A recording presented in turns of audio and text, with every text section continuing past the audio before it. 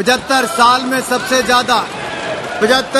में सबसे ज्यादा कभी मिली है तो नरेंद्र मोदी जी की सरकार में,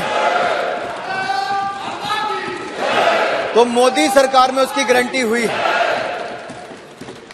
और ये फ्रीडम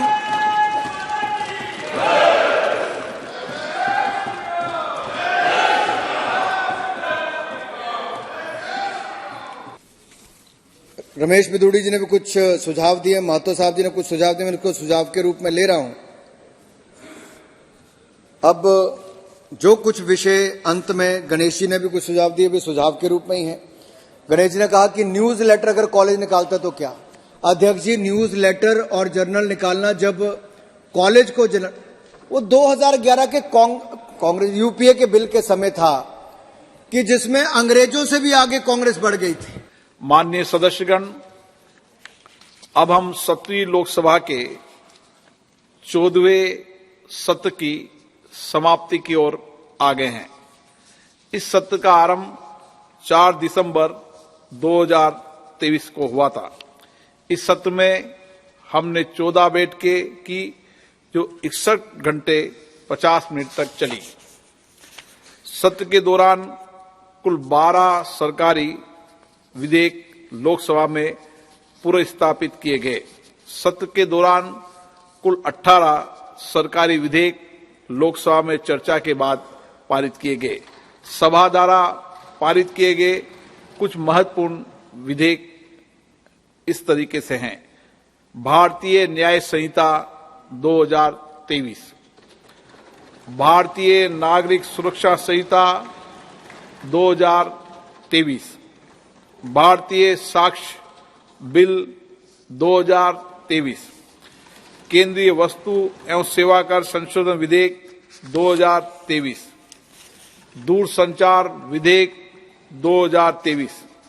सत्र के दौरान 12 दिसंबर 2023 को वर्ष 2023-24 के लिए अनुदानों की पूरक मांगे तथा वर्ष 2020-21 के लिए अनुदानों की एक्सेस मांगों पर मतदान द्वारा उन्हें पारित किया गया।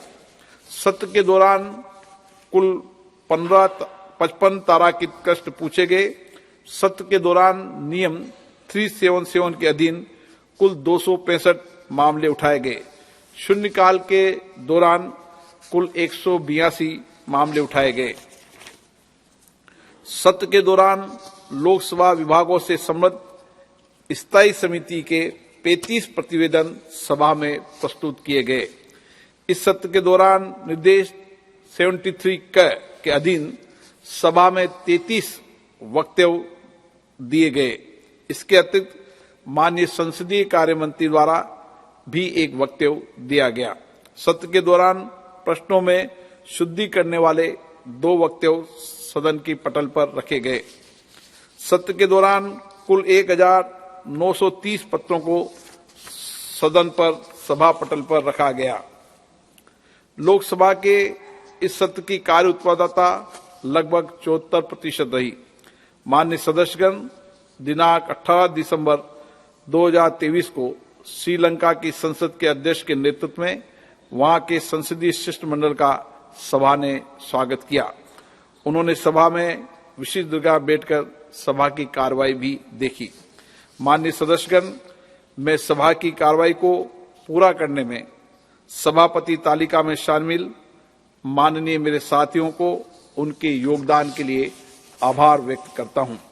मैं माननीय प्रधानमंत्री जी का, संसदीय कार्य मंत्री जी का, विभिन्न दलों के नेताओं का और माननीय सदस्यों के प्रति भी उनके सहयोग के लिए अत्यधिक आभारी हूं।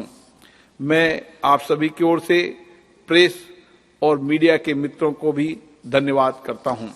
इस अवसर पर मैं सभा को प्रदान की गई समर्पित और त्वरित सेवा के लिए लोकसभा सचिवालय के महासचिव और अधिकारियों तथा कर्मचारियों की सराहना करता हूं। मैं सभा की कार्रवाई के संचालन में समर्थ एजेंसियों को उनके द्वारा प्रदान की गई सहायता के लिए भी धन्यवाद देता हूं। 75 साल में सबसे ज्यादा कभी मिली है तो नरेंद्र मोदी जी की सरकार में। तो मोदी सरकार में उसकी गारंटी हुई है। और ये फ्रीडम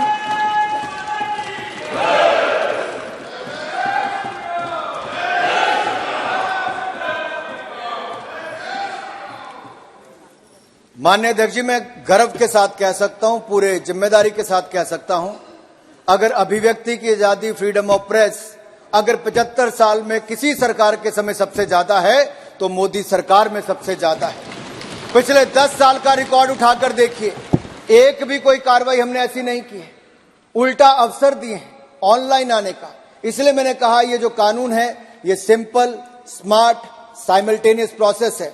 दूसरा, आपने कहा इम्तियाज साहब की जो गवर्नमेंट के अगेंस्ट लिखता है उसके खिलाफ कार्रवाई, मैं बिल्कुल आपसे कहना चाहता हूं ये बिल्कुल निराधार है। आपको जितनी आलोचना सरकार की करनी आप कर सकते हैं, व्यक्ति के रूप में भी, सदन के सदस्य के रूप में, पत्रकार के रूप में भी। कोई कार्रवाई किसी के खिलाफ हमने नहीं की है, लेकिन कोई देश को तोड़ने की विचार रखता है, टुकड़े टुकड़े करने की सोच रखता है, ऐसे व्यवधान खड़ा करने का काम करता है, तो कानून को जो काम करना वो अपने आप करता है, उसमें मुझे कुछ नहीं करना है। दूसरा, आपने कहा कोविड में कितने लोग मरे, आपने कहा लोग नहीं, खराब परिस्थितियां थी। आप रिकॉर्ड उठाकर देखिए, आज मुझे नहीं कहना पड़ता, ये दुनिया के बड़े बड़े समाचार पत्र जो गलत लिखते थे, गलत धारणाएं पैदा करते थे कि भारत में करोड़ों लोग मरेंगे, उनको लगता था महामारी से ज्यादा भूखमरी से मरेंगे। मैं आज पूरी अधिकार के साथ कहना चाहता हूं, अगर दुनिया में कोविड प्रबंधन की किसी देश की तारीफ की गई है तो भारत की, और भारत के नेतृत्व में मोदी जी की गई है। हमने महामारी से भी बचाया, भूखमरी से बचाया। अध्यक्ष, 220 करोड़ वैक्सीन अगर किसी देश में मुफ्त लगी पूरी दुनिया में, तो भारत में मोदी सरकार में लगी है। उसमें जाति, धर्म, संप्रदाय नहीं देखा गया। आपने इसको संप्रदाय के नाम पर ले गए, आप मजहब के नाम पर ले गए। मुझे बहुत पीड़ा हुई सुन के। हमारी सरकार में तो सबका साथ, सबका विकास सोचा जाता है।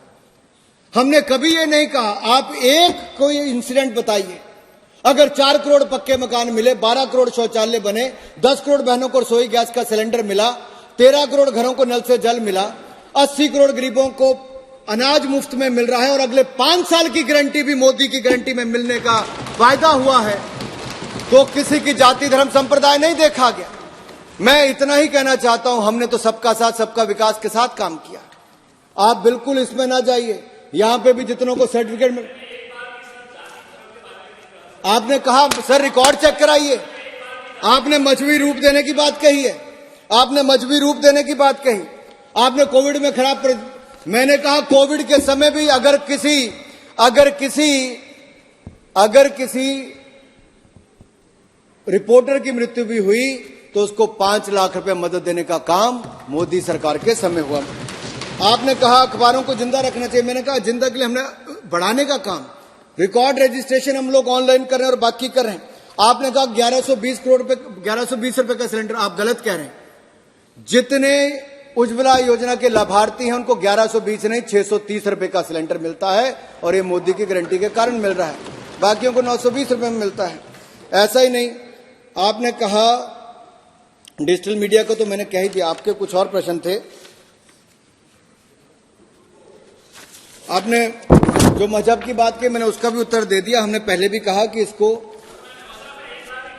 चलिए डिबेट नहीं करिए माननीय जी प्लीज।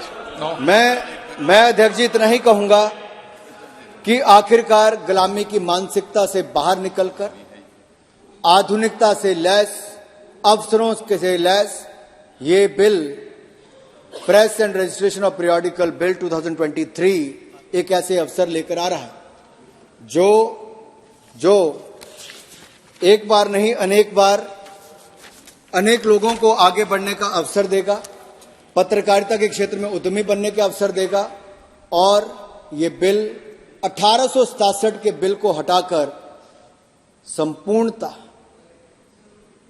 भारतीय बिल है। नए भारत के निर्माण में, विकसित भारत के निर्माण में प्रेस की महत्वपूर्ण भूमिका हो, उस उद्देश्य को लेकर बिल आया है। मैं आशा करता हूं जैसे आप सबने अपनी बात में समर्थन किया, आप इसको वोट में भी सर्वसम्मति से पास करेंगे। आपका बहुत बहुत आभार, आपने मुझे अवसर दिया।